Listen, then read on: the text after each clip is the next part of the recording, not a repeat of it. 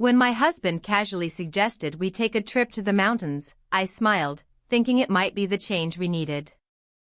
But then he added, almost as an afterthought, * my father could use the fresh air too. Let's invite him. * My breath caught in my throat, not out of protest, but because something deep inside me stirred. Something I didn't want to name. I nodded, pretending to think about logistics, but the thought of the three of us, alone in that isolated cabin, began to settle in my chest like a storm cloud. I told myself it was harmless, just a family trip. But I couldn't shake the memory of the last time I saw his father. The way he looked at me, not with hunger, not with ownership, but with an attention I hadn't felt from anyone in years. That look had stayed with me, tucked in the back of my mind, like an old postcard you find in a drawer but can't bring yourself to throw away. I should have laughed off the idea. I should have said no. But instead, I agreed. And as I packed my bag, I folded sweaters and scarves with trembling hands, wondering why my heart raced every time I imagined those thin walls, that snow-covered silence, and his presence in the next room. Before I tell you what happened, before I tell you the story that will change how you see me, tell me this: have you ever agreed to something simple, ordinary even, only to realize later that it was the single choice that set everything else in motion? That's what this trip was for me. That's what started it all. The idea of the trip seemed harmless enough when it was first mentioned, a casual conversation over dinner where the smell of garlic bread and simmering sauce filled the kitchen. My husband had been talking about work again, the endless projects, the deadlines that kept him up late, and I was only half listening, stirring the pot, pretending not to notice the creeping loneliness that had been living in my chest for months. He put his fork down, looked at me with a tired smile, and said, we should get away for a bit. Just a few days in the mountains. I almost said yes immediately. I thought maybe some time away could help us find each other again. But before I could answer, he added, and we should invite my father. He hasn't been out much lately. He could use the break. I froze. I don't think he noticed, but my hand paused in midair, the ladle dripping sauce back into the pan. I nodded, forced a smile, and said, of course. That would be nice. Inside, though, something twisted, not dread, not even discomfort, but an awareness. Like a door in my mind creaked open just a little. The week before we left, I tried not to think about the last time I had seen his father. It was at a holiday dinner, months ago.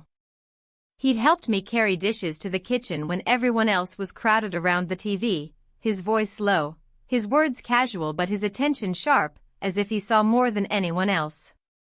He'd asked about my work, about the book I mentioned I wanted to read, about me, not as a wife, not as an extension of his son, but as myself. That conversation had stayed with me longer than I wanted to admit. We left on a Friday morning. The car was packed with coats and bags, the trunk heavy with groceries my husband insisted on bringing just in case. The first hour of the drive felt ordinary enough, radio on low, my husband humming along, the hum of tires on asphalt. But as we left the city behind, the landscape changed. The air grew thinner, the roads narrower, and the houses more scattered. I watched snow start to gather on the edges of the road, a soft, cold white creeping in around us, and with it came a silence I couldn't quite name. When we finally pulled up to the cabin, I felt the isolation immediately. The house stood small against the mountains, its roof heavy with snow. The air smelled sharp, like pine and frost, and when I stepped out of the car, I could hear the crunch of my boots on ice, the wind whistling through the trees. The door opened before we knocked. He stood there, my husband's father, with that same calm, steady look I remembered. He smiled, warm and genuine, but there was something in his eyes, something that made me glance away too quickly. Inside, the cabin was warm but small. Too small. The walls were thin, so thin I could hear the pipes creak as water moved through them. I noticed right away there was no real separation between rooms, just doorways and curtains, and my chest tightened as I realized there would be no true privacy. We unpacked. I hung my coat by the door, feeling the heat of the fire sink into my skin, but the cold from outside still clung to me. My husband moved easily through the space, familiar and unbothered, while I tried to find places for our things, stacking sweaters on a narrow shelf, setting toiletries in a bathroom where you could hear every sound echo. Dinner that first night was simple with bread, soup, and a roast the father had been cooking before we arrived. We sat at the table, and I tried to focus on the conversation, but I felt his eyes on me now and then, steady, not intrusive, but enough to remind me he was aware of me in a way I hadn't felt in so long. That night, when we went to bed, I lay awake for a long time. I could hear every creak of the house, the faint sound of the wind outside, and, through the wall, the muted footsteps of someone still awake. I turned on my side, looking at my husband asleep next to me, his breathing deep and even. I told myself it was nothing, that it was just the first night in a strange place, but the truth pressed against me like the cold air at the window. This wasn't just a trip. This was something else entirely. And lying there in the dark, I felt the smallest, quietest crack form in the life I thought I knew. The second morning in the cabin felt different, though I couldn't have explained why to anyone, not even to myself. The sun crept through the curtains in thin, pale stripes, casting long shadows across the wooden floor. The air was cool, the kind of mountain chill that seeps into your bones even when the fire has been going all night. I woke before my husband, lying still for a moment, listening to the familiar sound of his breathing. For a fleeting second, it felt like any other trip, any other morning. But then I remembered where we were, and who else was in the house. I slipped quietly out of bed, careful not to wake him. The hallway creaked beneath my feet, a reminder of how thin and fragile the cabin felt, like every step could give away more than I intended. The kitchen smelled faintly of coffee and something toasted. When I turned the corner, there he was, his father, already standing at the stove, the steam from the kettle curling around him.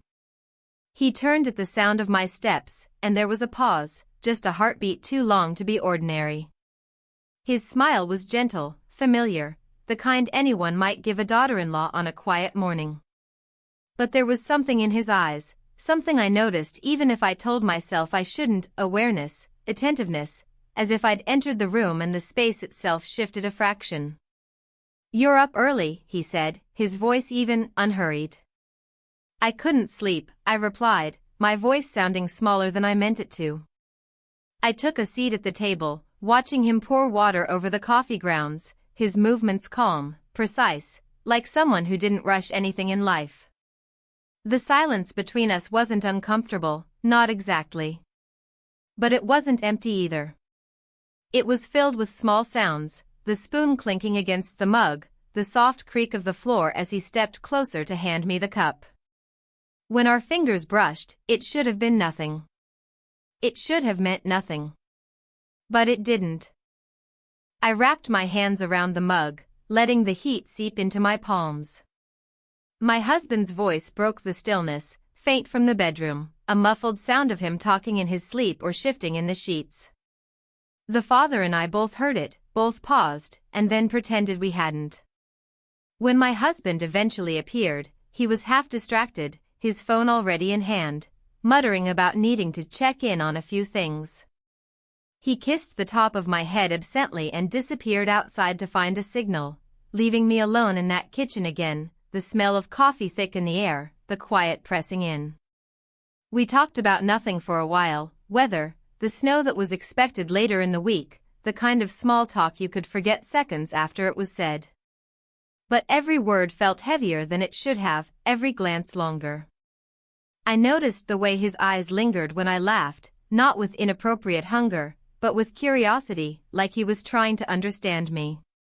When I stood to put my mug in the sink, he stepped closer, reaching past me for a towel, and for the briefest moment our shoulders touched. It wasn't planned, it wasn't even deliberate, but it sent an unexpected warmth through me, and I hated how much I noticed. Later that day, we went for a short walk, the three of us trudging through the snow-covered path behind the cabin. My husband walked ahead, his phone raised, taking pictures of the trees and the frozen stream, already planning which ones he'd post later. I fell into step behind him, and without meaning to, found myself walking next to his father. He spoke softly, pointing out the animal tracks in the snow, telling me how the path used to be clearer when he was younger, how the winters seemed harsher then. I listened, nodding, answering when I needed to, but more than his words, I felt the nearness of him, the strange, undeniable pull of being noticed. When we returned, my husband retreated to the living room with his laptop, grumbling about work emails. The cabin felt quieter without his voice filling the space, the crackle of the fire the only sound. I went to the kitchen to make tea, but when I turned, he was already there. I don't remember who stepped closer first. It was probably me. Or maybe it was him. But somehow, we were suddenly too close, standing in that narrow kitchen where every breath seemed louder than it should have been. And then, without words, without warning, we kissed. It was brief, the kind of moment that could almost be mistaken for something else if you were willing to lie to yourself. But I felt it, every second, every unspoken thing pressed into that instant. We both stepped back quickly, as if we'd crossed an invisible line neither of us had acknowledged until it was already behind us. My heart hammered in my chest, the kind of pounding you can feel in your fingertips. Neither of us spoke. My husband called from the other room, something about dinner plans, his voice oblivious, ordinary, cutting through the moment like nothing had happened. I turned away, staring at the kettle on the stove as if it could steady me. My lips still tingled, and my breath came too fast, but I forced my hands to move, to pick up the mug, to pour the water, to do anything that looked normal. The day carried on as if nothing had changed. We cooked together, the three of us, we ate, we talked about groceries and snow tires. But under the surface, everything was different. That night, lying in bed next to my husband, I stared at the ceiling in the dark. His breathing was steady, even, the sound of someone at peace. But my own breath felt shallow, uneven, as if my chest was too tight to hold it. I thought about the kiss, about the way it had felt, not dramatic or planned, not even intentional, but real. Too real. And as the wind howled outside the thin walls of the cabin, I understood something I hadn't wanted to face. This wasn't just a trip. This wasn't just a harmless getaway. Something had shifted, and there was no undoing it. The third morning in the cabin greeted me with a kind of stillness that felt heavier than the quiet of the days before. The fire in the stove had burned down to embers, the air cool enough that I could see the faintest puff of my breath when I first sat up in bed.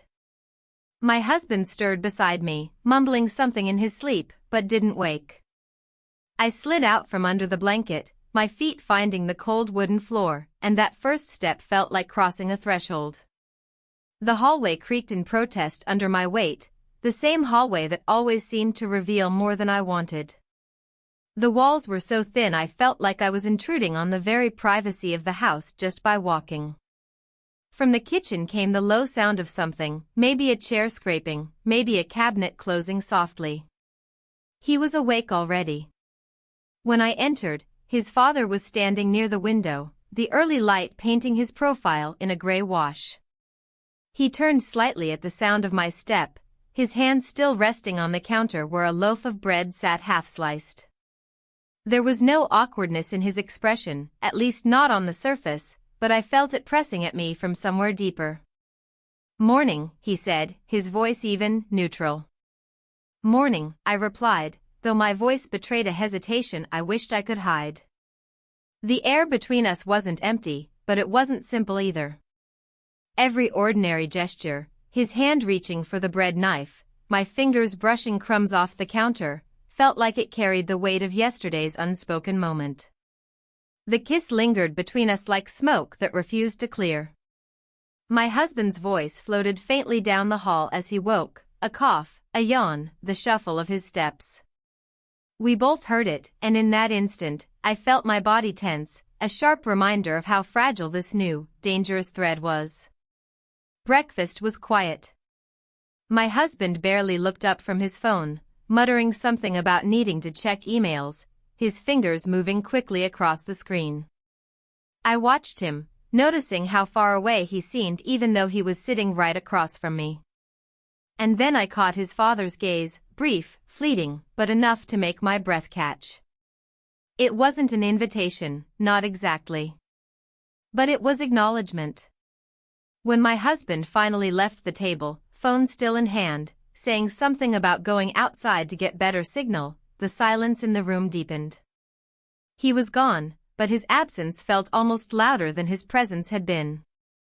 I tried to occupy myself, rinsing dishes at the sink, the water running too loudly in the small space. His father stood behind me for a moment before moving to the table to wipe up crumbs. Every motion seemed deliberate, every pause sharper than it should have been. Later, as the day unfolded, the cabin's thin walls became impossible to ignore. I could hear everything, the soft shuffle of his footsteps in the next room, the way the wind rattled the window frames, even the faint sound of him humming once, so softly I almost wondered if I imagined it. The three of us spent most of the day inside. The snow outside had thickened overnight, covering the path we'd walked yesterday. My husband sat in the corner with his laptop, headphones in, tapping at the keys while occasionally muttering under his breath about work deadlines. It felt like he had brought the office with him, his focus locked somewhere far away. I sat near the fire, pretending to read a magazine I found on the shelf, though the words blurred into meaningless lines. His father sat across the room, a book in his hands, though I noticed he turned the pages too slowly, as if he wasn't really reading either. The air was heavy with unsaid things. When our eyes met, it wasn't deliberate, but it wasn't accidental either. It was a pause, a question neither of us spoke aloud. In the afternoon, I tried to busy myself in the kitchen again. The sink was shallow, the faucet old and noisy, the kind of detail you don't normally notice until you're trying to focus on it instead of everything else. I could hear my husband in the next room laughing at something on his screen, the sound oddly distant. And beneath that, I could hear his father moving, a chair scraping, a door opening and closing softly. I felt like the house itself was listening. The walls were too thin, the rooms too small. Every word, every breath seemed exposed. At one point, I stepped out onto the porch for air. The cold hit me like a wall, sharp and bracing, but I stayed there, watching my breath curl into the sky. I heard the door open behind me, soft but unmistakable, and he stepped outside too. We didn't speak at first. The snow crunched under his boots as he joined me at the railing, his presence close enough that I could feel the warmth from his coat brushing against my sleeve. He commented on the weather, something simple, something anyone could say. I answered with something equally ordinary, but the words felt like placeholders for everything we weren't saying. After a while, my husband called from inside, asking if we wanted tea. His voice pulled us both back into the fragile reality of the moment. We stepped apart slightly, but the distance felt deliberate, like an attempt to erase the closeness that had just existed. The rest of the day passed in muted tones. My husband cooked dinner with the same distracted focus he used for his emails, talking more to himself than to either of us. His father helped, his hands steady on the knife as he sliced vegetables, and I stood between them, feeling caught in a silence no one else could name. That night, when we went to bed, I couldn't stop listening. The thin walls betrayed everything, the creak of a chair in the next room, the soft sound of a page turning, the sigh of someone who couldn't sleep. I lay on my back, staring at the dark ceiling, my husband's breath steady beside me, and felt the edges of my world shifting in ways I wasn't ready to admit. The house was too small for secrets.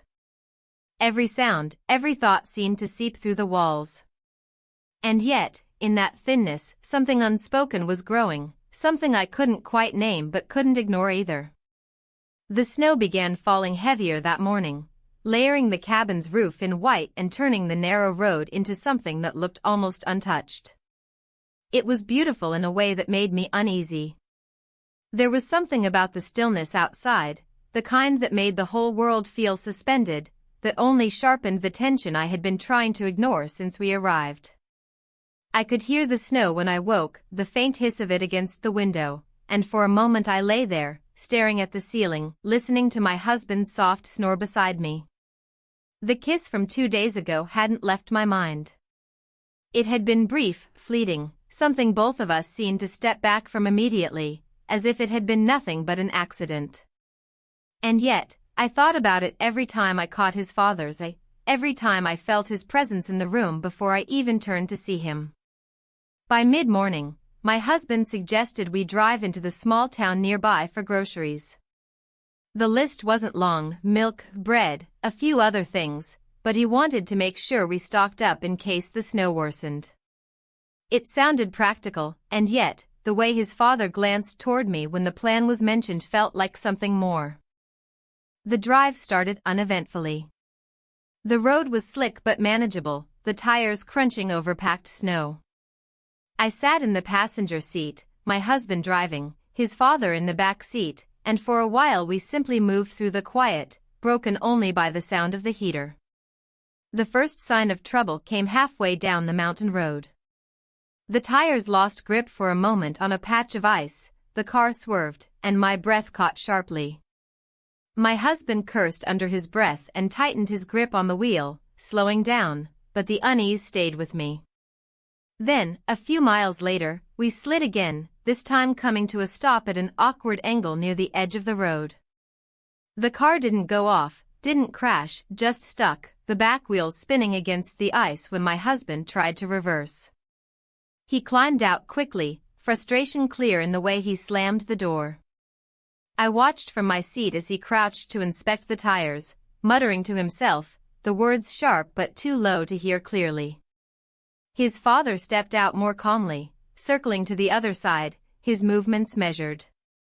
I hesitated for a moment, then pushed open my own door, the cold air biting at my cheeks. The snow was deeper off the road, and I struggled to keep my footing. His father noticed immediately, reached out, and offered his hand to steady me. I took it instinctively.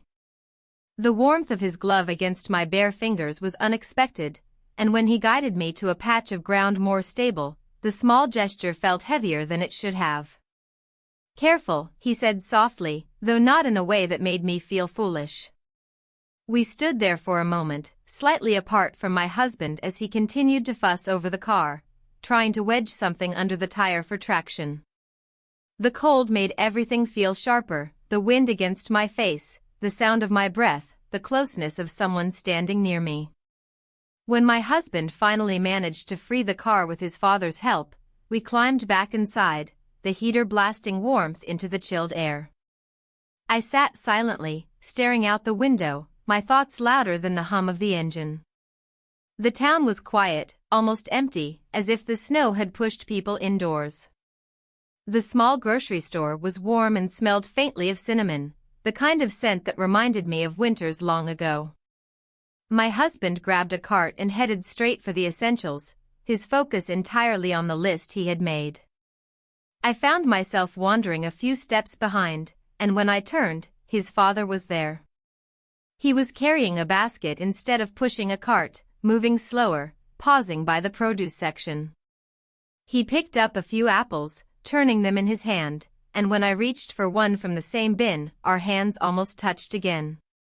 Almost. "This one's better," he said quietly, choosing an apple and placing it gently in my hand. The comment was nothing more than that, but the way he looked at me made the moment feel uncomfortably vivid. We bought what we needed and loaded the car, the silence on the drive back thicker than before. My husband tapped the steering wheel lightly, humming some tune under his breath, while I stared out at the snow-covered trees. I felt his father's eyes on me once, just briefly, in the rearview mirror, and I looked away before our gazes could meet. By the time we returned to the cabin, the snow had started again. The road behind us was already vanishing under the fresh layer. My husband carried the bags inside and started unpacking them immediately, talking about making soup for dinner. I stood in the doorway for a moment, brushing the snow from my coat, and saw his father watching me again, not in an obvious way, not even for long, but enough that I felt it in my chest. The rest of the day moved quietly. My husband busied himself in the kitchen, focused on chopping vegetables and seasoning broth, his voice filling the space with instructions no one asked for. I set the table, placing each dish carefully, aware of how small the cabin felt, how every sound carried. His father moved around the room too, quiet but present, and even when he wasn't near me, I could feel him there, like a constant thread running beneath everything. That night, after the soup and the dishes were done, the fire burned low again. I stood near it for a long while, staring at the flames, listening to my husband shuffle papers at the table, talking to himself about emails he'd deal with when we got home. Behind me, I heard the soft creak of a chair and the faint sound of movement, his father settling into the corner with a book, the pages turning slowly. Later, in bed, I couldn't stop thinking about the day. About the road, the way his hand felt when he steadied me, the small, ordinary gestures that didn't feel ordinary at all. The walls felt even thinner that night, every sound seeping through, the crackle of the fire, the shift of a chair, the steady, measured footsteps in the next room. I closed my eyes, but the images stayed, the snow, the look in his eyes when he handed me that apple, and the way my heart refused to settle, as if it already knew this wasn't just about a trip anymore. The fifth day began with a gray sky and the kind of heavy stillness that felt like it was holding its breath. The snow from the day before hadn't melted, instead, it lay thicker, smoothing out the rough edges of the landscape until it felt as if the whole world had been softened and muted. Inside the cabin, though, the air wasn't soft at all, it carried the weight of things unspoken. I woke before my husband again, lying still for a moment and staring at the low wooden beams above the bed. His breathing was deep and even, his arm draped over his side of the blanket, and for a fleeting second, I wondered if he ever sensed the distance growing between us. He had been distracted for so long, with work, with plans, with his phone always within reach, that I wasn't sure he'd even notice if the walls of the cabin fell down around him. When I slipped from under the covers, the chill bit at my bare feet as they touched the wooden floor. The hallway seemed louder that morning, every step creaked, the old boards announcing my presence whether I wanted them to or not. In the kitchen, his father was already there, just as he had been every morning since we arrived. He was by the window, pouring hot water over tea leaves this time instead of coffee, the steam curling up into the gray morning light. He turned when he heard me, his gaze meeting mine in that quiet, unhurried way that made my breath catch just a little too quickly. I murmured a greeting, and he nodded, his eyes lingering for the briefest moment before he turned back to the kettle. The space between us felt impossibly narrow, even though the kitchen wasn't much more than a few steps wide. My husband didn't join us for a while. When he did, he came in with his phone in his hand, already speaking about emails he needed to check, an account he had to balance when we got back.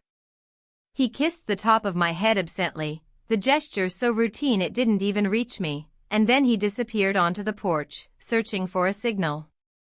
For a few minutes, it was just the two of us in the kitchen. The silence wasn't awkward, it was too loaded for that. It hummed, like the air before a storm. He poured me a cup of tea without asking if I wanted one, as if he already knew I would take it. When I reached for the mug, his hand brushed mine, and the heat of that moment burned hotter than the tea itself. The day moved quietly, but each hour felt stretched thin. My husband spent most of it on his laptop, his voice occasionally cutting through the cabin as he muttered to himself about a contract or a project. I listened from the corner, pretending to read a book I'd found on the shelf, but the words didn't stick. My thoughts wandered constantly, circling around the memory of the kiss from days ago, the way it had shifted something between us that couldn't be shifted back. By late afternoon, the sky darkened faster than I expected, and the cold deepened. My husband announced he was going to take a quick nap, stretching his arms, yawning, and disappearing into the bedroom with a murmured, "Wake me in an hour." The cabin felt different when he left the room. The quiet that followed wasn't just an absence of noise, it was something heavier, a space that seemed to pull the two of us closer even when we didn't move. I stepped outside onto the small terrace, needing the cold air on my face, needing space to think. The snow crunched beneath my boots, the railing dusted with frost. The mountains stretched out around us, silent and unmoving, the kind of stillness that felt absolute. I heard the door open behind me. He stepped outside without a word, standing a few feet away at first, his breath visible in the cold air. For a moment, neither of us spoke. The snow fell lightly, the flakes catching in the edges of my hair, and I could feel his gaze, not heavy, not invasive, but there, a quiet awareness that felt impossible to ignore. "You're cold," he said softly after a long pause. I shook my head, though I was. My hands were stiff, my breath sharp in the chill, but it wasn't the cold that made me stay there, it was the quiet, the shared space between us, something neither of us could explain. He stepped closer, just a fraction. Enough to notice, not enough to call attention to. The snowflakes landed on his coat, melting into small dark spots, and I found myself staring at them just to keep from staring at him. When our eyes finally met, it felt like standing too close to a fire. There were no words, no plans, no conscious choice. And yet it happened, we kissed. It was not long, not exaggerated, not the kind of thing people write about in clichés. It was a single, undeniable moment, one that felt at once both brief and infinite. We stepped back almost immediately, the air between us suddenly too sharp, the reality of what had happened cutting through like the wind. I looked away, staring out at the endless white of the snow, my heart pounding so loudly I swore it could be heard through the walls. The door creaked open again, and my husband's voice called from inside, drowsy but cheerful, asking if we wanted him to put the kettle on. The sound of it was like an anchor dragging us both back to the ground. I walked back inside first, my boots leaving faint wet prints on the wooden floor. My hands shook slightly as I peeled off my coat, forcing them to steady as I hung it neatly on the hook. The evening passed quietly, almost too quietly. My husband seemed lighter after his nap, humming as he chopped vegetables for dinner, oblivious to the way I avoided meeting his eyes for too long.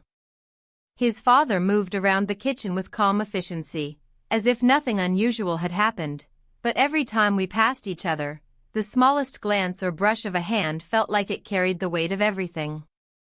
That night, lying in bed, I couldn't close my eyes. My husband slept deeply, his breathing steady beside me, his warmth filling his side of the bed. But all I could feel was the echo of that kiss, the quiet certainty that whatever line we thought we'd stepped back from was gone now, erased entirely. The walls of the cabin felt thinner than ever, as though they couldn't hold any of this, as though every secret was about to slip through. The sixth day began with a sky the color of steel and a quiet so complete it felt unnatural. I woke to the sound of nothing, not the wind, not the fire, just the faint creak of the bed frame as I shifted. My husband was still asleep, his arm thrown loosely across his pillow, his phone resting face down on the nightstand beside him like a permanent extension of his hand. I lay there for a while, staring at the ceiling, feeling the weight of the last few days settle on me like the snow outside. The kisses, both of them, kept circling through my mind in flashes I couldn't push away. They hadn't been long or indulgent, but they had been real. Too real. Each one had left something behind that words couldn't erase. When I finally got up, the floor was cold against my bare feet, the hallway groaning softly under my steps. The air smelled faintly of wood smoke, a sign the fire had burned low overnight, and as I reached the kitchen, I heard the familiar sound of water boiling. He was there again, his father, already moving through the small space with that unhurried calm that somehow made me feel more unsteady. He looked up when I entered, his eyes meeting mine with a quiet steadiness, as if acknowledging the thin line we were both trying to pretend wasn't there anymore. "Morning," I said, my voice too soft, almost hesitant. "Morning," he replied, setting a pot on the counter. The words were ordinary, but they felt like they were standing on something much heavier. I stood there for a moment, not sure what to do with my hands, before moving to the cupboard to reach for cups. The kitchen felt too small, and every movement brought us closer together, too close for comfort but not far enough for relief. When my husband joined us a few minutes later, the spell of the silence broke. He came in rubbing his eyes, scrolling through his phone, already talking about emails he had to send once he found enough signal. He poured himself coffee, kissed the top of my head absently, and went to sit by the fire, leaving us in the kitchen again, just slightly apart from him but not truly alone. The morning passed in fragments. My husband moved from one distraction to another, checking emails, talking about future projects, frowning at a spreadsheet he'd brought even here. He spoke like he was home, like this cabin wasn't meant to be anything other than another desk to work at. I found myself tidying, washing already clean cups, wiping counters that didn't need wiping, doing anything to keep my hands busy. His father stayed nearby, helping where he could, always close enough that I could sense him, but careful not to let that nearness become obvious. By early afternoon, my husband decided to step outside, muttering something about needing to stretch his legs. He took his phone, as always, pacing near the edge of the porch where the signal sometimes flickered through. From the window, I could see him gesturing, talking to someone on the other end, his voice muffled by the walls but animated enough that it seemed like an argument. Inside, the quiet deepened again. I was at the table, sorting through a pile of books the cabin's owners had left on a shelf, their covers dusty and faded. His father was at the counter, drying the last dish I had washed. There was nothing to talk about, and yet everything to feel. The space between us felt heavy, not with expectation, but with inevitability.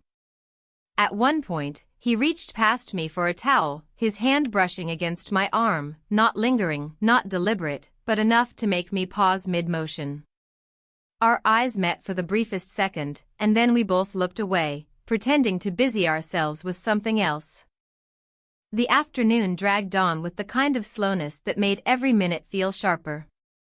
My husband came back inside, his mood slightly sour from whatever conversation he'd had outside, and busied himself with the fire. He talked about dinner, about the weather, about anything at all, and I nodded and answered, my words automatic, while my mind was elsewhere. There was a moment when all three of us were in the kitchen, moving around each other, and the air felt impossibly tight. Every time we passed one another, every slight brush of a hand against a sleeve or shoulder, felt like it meant something, even if it didn't. Dinner that night was quiet. My husband ate distractedly, talking about how we might leave earlier if the snow didn't clear, about deadlines waiting for him back home. He didn't notice how little I spoke, or if he did, he didn't say anything. After we finished, I stayed behind to clear the dishes. He offered to help his father, but it wasn't really an offer, it was just what he did. He stood beside me at the sink, drying each plate I handed him. It should have been nothing, an ordinary moment anyone would forget. But I felt every inch of space between us, every accidental brush of fingers as plates passed from my hands to his. When the dishes were done, the cabin fell into its evening rhythm, the fire crackling softly, my husband half reclined on the couch with his laptop balanced on his knees, his eyes glued to the screen. I sat near the fire, a book open but unread, listening to the sounds that seemed to fill the gaps between us, the shift of a chair, the low hum of the wind outside, the steady rhythm of pages turning where his father sat across the room. Later, in bed, I lay still for a long time. My husband fell asleep almost instantly, his breathing deep and even, his arm limp across his chest. I stared into the dark, my mind circling the same thoughts, the same sensations, unable to quiet them. The tension wasn't sharp anymore. It wasn't the sudden jolt of something forbidden, it had become something slower, deeper, like water wearing away at stone. And as I lay there, listening to the faint sounds beyond the thin walls, the creak of a chair, the soft footsteps of someone still awake, I understood there was no going back to the way things were before. Whatever had begun between us wasn't stopping. It was moving forward, even in silence. The seventh day brought the kind of cold that felt like it could break glass. The wind howled low and constant, rattling the edges of the old cabin as though it was testing the walls for weakness. The light that morning was dull and gray, a sky full of snow ready to fall but holding itself back, like even the weather was waiting for something. I woke early, not from a sound but from a feeling. My husband was turned away from me, his back rising and falling in a slow rhythm, his phone still on the nightstand, its screen dark. I stared at it for a long moment, wondering how something so small could pull him away from me so easily. I slid out of bed, moving carefully, my breath fogging faintly in the cold air of the hallway. The house felt too quiet. The kind of quiet that made my own footsteps seem loud, even though I was trying to be silent. In the kitchen, I found him, his father, again. He was sitting at the table with a mug of tea, steam rising in thin wisps, his eyes on the window. He turned when I entered, his gaze steady, as though he had been expecting me. We didn't speak right away. He poured another cup, set it gently on the table, and slid it toward me. I sat, wrapping my hands around the warm ceramic, and for a moment, it was just that, two people drinking tea in the cold morning. But beneath it, there was more. Always more now. My husband joined us later, yawning, pulling a sweater over his head as he muttered something about the storm that was supposed to hit that night. He kissed my cheek in passing, then began talking about firewood and whether we should check the roof for too much snow. The day crawled forward. The air inside the cabin felt thick, like there wasn't enough space for the three of us, like the walls themselves were closing in with every hour. By mid-afternoon, the snow began. First in hesitant flakes, then in a steady stream that blurred the trees and erased the horizon. The house creaked in the wind, and the fire burned low, throwing uneven light across the floor.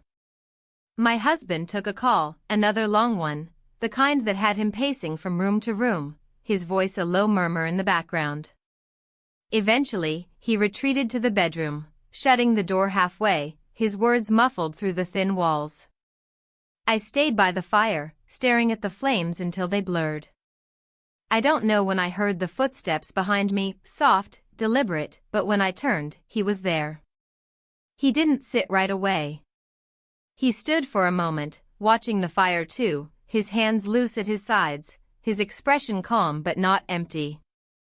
The storm outside roared harder, and the lights flickered once, then steadied, but the sound of the wind made the whole cabin feel smaller. "Are you warm enough?" he asked, his voice quiet. I nodded, though my hands were cold around the mug I still held. The silence stretched, but it wasn't hollow. It was weighted, dense, like it was holding its breath the same way the sky had that morning. When he finally sat beside me, it felt like something inevitable. Not a decision, not a choice, just gravity. The space between us vanished in a way that felt both sudden and painfully slow. I could hear my husband's voice faintly through the walls, a murmur of business talk, his tone flat and familiar. I closed my eyes for half a second, and when I opened them again, there was no distance left. What happened then didn't take hours. It didn't take words. It didn't even take thought. We spent the night together. The storm howled on, battering the windows, shaking the frame of the house, but it felt far away, like it belonged to another world. When morning came, the storm had passed, but everything inside the cabin had changed. There was no mistaking it, no way to pretend otherwise. The walls felt thinner than ever, not because of sound, but because of everything they had held. I sat on the edge of the bed for a long time, my head in my hands, the quiet around me sharper than the cold. My husband stirred in the next room, yawning as he checked his phone, his voice light and ordinary, like nothing had happened. But everything had. And there was no undoing it now. The 8th morning came with a silence that was almost too much to bear. The storm had passed, but the world outside was unrecognizable. Thick layers of snow clung to the branches of the trees, the road was gone beneath a blanket of white, and the cabin looked like it had been dropped into the middle of nowhere. Inside, though, the storm hadn't passed. Not really.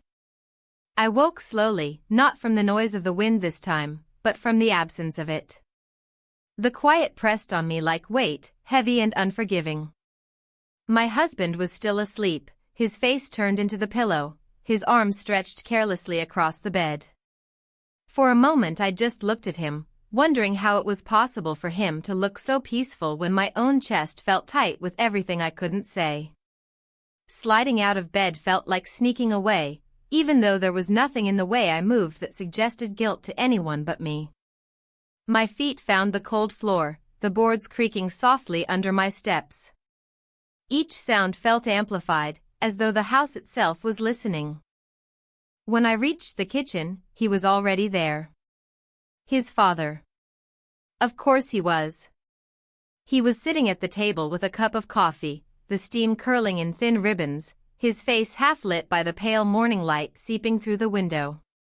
He looked up when I entered, and there it was, the look. Not obvious, not inappropriate, but a look that acknowledged everything that had happened, even if no one dared speak it aloud. I poured myself tea, my hand steady though my heart wasn't, and sat across from him. The silence between us wasn't empty.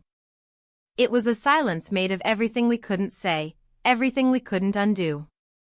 My husband joined us not long after, yawning, stretching, talking about needing to shovel the path, his voice casual and oblivious. He leaned over and kissed my hair, the same way he always did, and sat down, scrolling through his phone before his coffee had even cooled. The conversation that morning was light, almost meaningless. My husband spoke about home, about work waiting for him, about leaving as soon as the road was clear enough. He didn't notice the way I couldn't hold his gaze for long. He didn't see how I folded my hands in my lap too tightly or how I kept my eyes on the cup when they should have been on him. After breakfast, the day stretched out slowly. My husband bundled up, grabbed the shovel, and headed outside, muttering about the snow blocking the car. I watched him from the window for a few moments, his figure small against the white, his movements sharp and impatient. Inside, the air was different. The cabin was warmer, but it wasn't just from the fire. It was from the weight of everything that had happened the night before. I tried to keep busy. I straightened the books on the shelf, wiped down the counters, folded a blanket that didn't need folding. Every task felt like pretending, like I was holding up a fragile mask of normalcy. At one point, I turned and found him standing in the doorway, the father. He wasn't close, not yet, but the sight of him there made my breath catch. We didn't speak. We didn't need to. The air between us was thick enough to fill the silence. When my husband came back in, red-faced from the cold and shaking snow from his coat, the moment broke. He stomped his boots, muttered about the road being worse than he'd thought, and immediately reached for his phone to call someone about the weather forecast. The day carried on like that, my husband moving between tasks, his father moving quietly through the cabin, and me caught between them, feeling like every step, every glance, meant too much. By afternoon, the cabin felt smaller than ever. The snow outside reflected so much light it made the inside seem dim in comparison. I sat at the table, staring at the grain in the wood, while my husband tapped away on his laptop. His father sat nearby with a book, but I noticed how slowly he turned the pages, like the words didn't matter. When dinner came, it was quiet. My husband talked about plans for the week ahead, about the errands he'd need to run once we got home, about schedules and lists and things that didn't leave room for what had happened here. I nodded, answered when I had to, but the words felt like they were coming from somewhere far away. Later, when my husband stretched out on the couch with his laptop again, lost in his work, I stayed by the fire. The flames were low, the logs glowing more than burning, and I stared at them until the room blurred. I felt him before I saw him. The faint creak of the floorboards, the shift in the air. When I turned, he was there, moving quietly, his expression calm but unreadable. He didn't speak. He just sat across from me, his gaze steady. The firelight flickered across his face, casting shadows that made the room feel both too bright and too dim. The silence between us felt different now. Not sharp, not dangerous, but heavy with what we both knew. When I finally went to bed, my husband was already asleep, his breathing even, his face slack with rest. I lay beside him, staring at the ceiling in the dark, my mind circling, my chest tight. Everything felt fragile, our marriage, this cabin, the snow outside. But beneath all of it was something unshakable, the certainty that the line we had crossed couldn't be uncrossed. I closed my eyes, but the images stayed anyway. The look across the table that morning. The quiet in the doorway that afternoon. The memory of last night, sitting under my skin like a second heartbeat. The storm had passed, but the weight of it hadn't left. It never would. The ninth morning felt heavier than the ones before, as if the air itself had absorbed everything that had happened and was pressing it back onto me. The snow outside had begun to melt just enough to reveal the edges of the road, though the world still looked blanketed and muted. There was a sense that this trip was coming to an end, and yet I felt no relief, only a strange dread, a hollow anticipation for what leaving would mean. I woke later than usual. My husband was already up, moving around the cabin with restless energy, stuffing things into bags, muttering to himself about what needed to be packed and what should stay behind. His voice was quick, practical, already halfway home in his mind. I sat up slowly, the cold air brushing my shoulders where the blanket fell.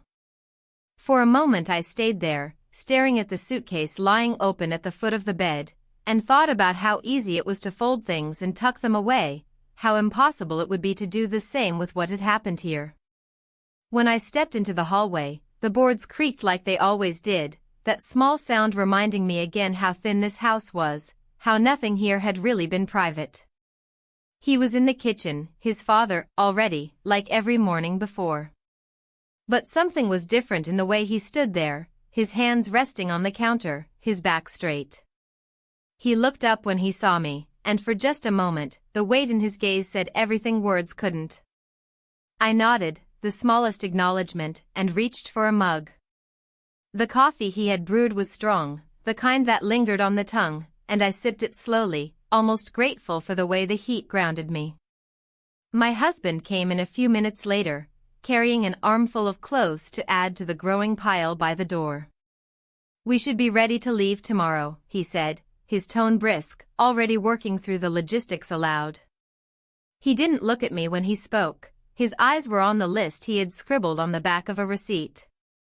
He was talking about weather forecasts and gas stations when I caught his father's glance across the table. It was fleeting, only a second, but enough. There was no hunger in it, no push, just an unspoken understanding that neither of us knew what to do with. The day passed in pieces. My husband kept packing, kept pacing from one room to another, occasionally stepping outside to check the road, his boots crunching through the half-melted snow. Inside, I tried to keep myself busy. I folded blankets, stacked dishes, smoothed the edges of the sheets on the bed as though neat corners could untangle the mess inside me. Each time I passed through the kitchen, I could feel his presence. Sometimes he spoke, a comment about the weather, an offer to help, but most of the time it was just the quiet. By afternoon, the cabin felt more like a staging ground than a home. The bags by the door multiplied. My husband made lists, checked them, rechecked them. He was focused in a way that left little room for anything else, and for once, I was grateful. Because every time my eyes met his father's, the weight of the night we'd shared pressed down harder. At one point, I stepped outside for air. The snow was softer now, sinking under my boots, the sky pale and heavy with clouds that hadn't yet decided whether to break. The cold stung my cheeks, but it was a relief, the sharpness of it, the way it cut through the fog of my thoughts. I heard the door open behind me. He stepped out quietly, standing a few feet away at first. We didn't look at each other right away. The snow dripped from the edge of the roof in slow drops, breaking the silence in uneven beats. "You'll be leaving soon," he said after a long pause, his voice low, even. I nodded, though I didn't turn to face him. Yes. That was all. No promises, no plans, just a fact spoken into the cold air. He didn't step closer. Neither did I. We stood there for a moment longer, the silence between us thick with what wasn't being said, then he went back inside. I stayed outside a little longer, letting the cold numb my fingers, my breath clouding in the air. When I finally returned, my husband was by the fire, tapping out a message on his phone, talking to himself about when we should leave and how long the drive would take. His father was at the table again, a book open in front of him, though he wasn't really reading. Dinner that night was quiet. My husband talked through another list, what time to leave, what route to take, and I nodded at all the right moments, though I wasn't sure if he even noticed. Afterward, I stayed by the fire while he packed the last few things, his voice drifting in from the bedroom now and then. The flames were low, barely holding, and I stared at them, feeling their warmth fade slowly. Across the room, his father sat again. Neither of us spoke. The silence wasn't awkward, it was too full for that. When I went to bed that night, my husband was already asleep, his breathing steady, his phone charging beside him. I lay next to him, staring into the dark, thinking about the bags by the door, about the road waiting for us, about how easy it would be to drive away from this place and how impossible it would be to leave everything here. Because no matter how carefully we packed, there was no way to leave behind what had been done. It wasn't staying in this cabin. It was coming with me. The 10th day arrived with an eerie kind of clarity. The storm had moved on for good, leaving behind a world that looked scrubbed clean, a road half cleared, the trees sharp against a pale blue sky. It should have felt like relief. It should have felt like release. But all it felt like was the end of something, and the beginning of a silence that would be harder to bear than the one inside the cabin's thin walls. I woke before my husband, lying still for a moment, listening to the even rhythm of his breath.